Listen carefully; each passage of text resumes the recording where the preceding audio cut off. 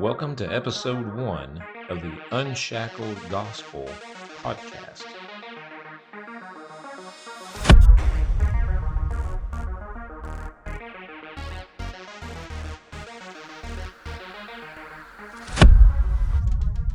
Mark chapter 5, verse 5. And they came to the other side of the sea, in the region of the Gerasenes. And when he got out of the boat, immediately a man from the tombs with an unclean spirit met him, who had been dwelling among the tombs. And no one was able to bind him any more, even with a chain, because he had often been bound with shackles and chains, and the chains had been torn apart by him, and the shackles broken in pieces. And no one was strong enough to subdue him. And constantly, night and day, among the tombs and in the mountains, he was crying out and gashing himself with stones. And seeing Jesus from a distance, he ran up and bowed down before him, crying out with a loud voice. He said, "What do I have to do with you, Jesus, Son of the Most High? I implore you, by God, do not torment me." For he had been saying to him, "Come out of the man, you unclean spirit." And he was asking him, "What is your name?" And he said to him, "My name is Legion, for we are many." And he began pleading with him earnestly not to send him out of the region. Now there was a large herd of swine feeding nearby on the mountain, and the demons pleaded with him, saying, "Send us into the swine so that we may enter them." And Jesus gave them permission, and coming out, the unclean spirits entered the swine, and the herd rushed down a steep bank into the sea, about 2,000 of them, and they were drowned in the sea. Let's go back to those tombs just for a moment.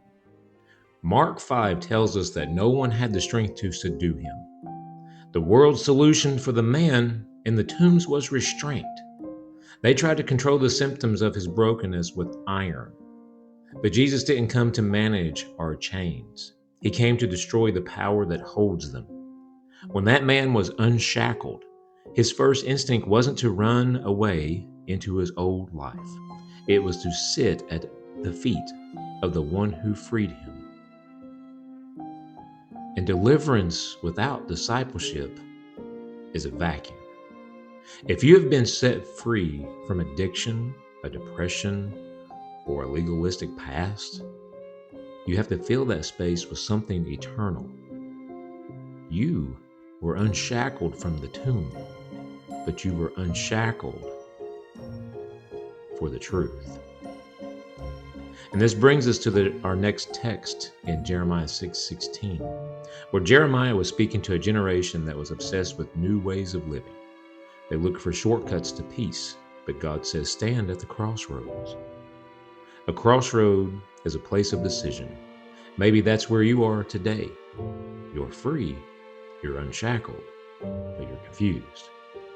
The world offers 1,000 new spiritualities and modern gospels. But the invitation is to ask for the ancient paths. The good way isn't a trail that we blaze on our own. It's a road already paved by the blood of the martyrs and the words of the prophets.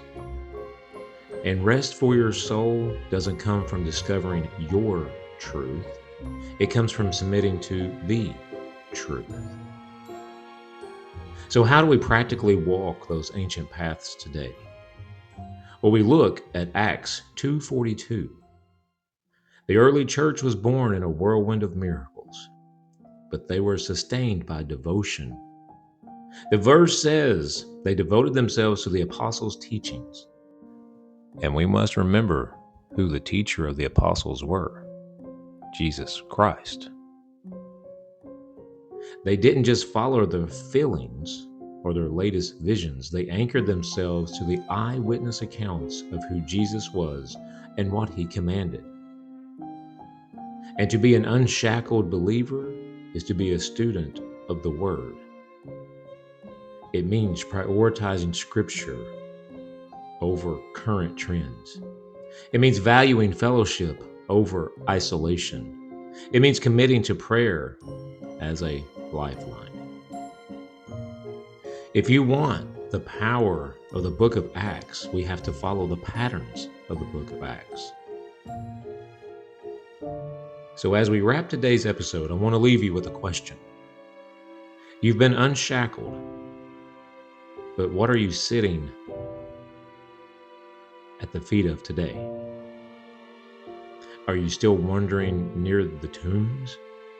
Or have you stepped onto the ancient path? Don't let the freedom Jesus gave you go to waste by wandering aimlessly. Get back to the book. Get back into the Bible.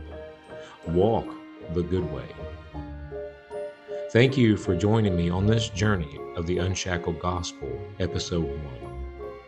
If this message stirred your spirit, please subscribe and share it with someone who needs to hear that their chains can break today. Stay free, stay grounded, and keep walking the path.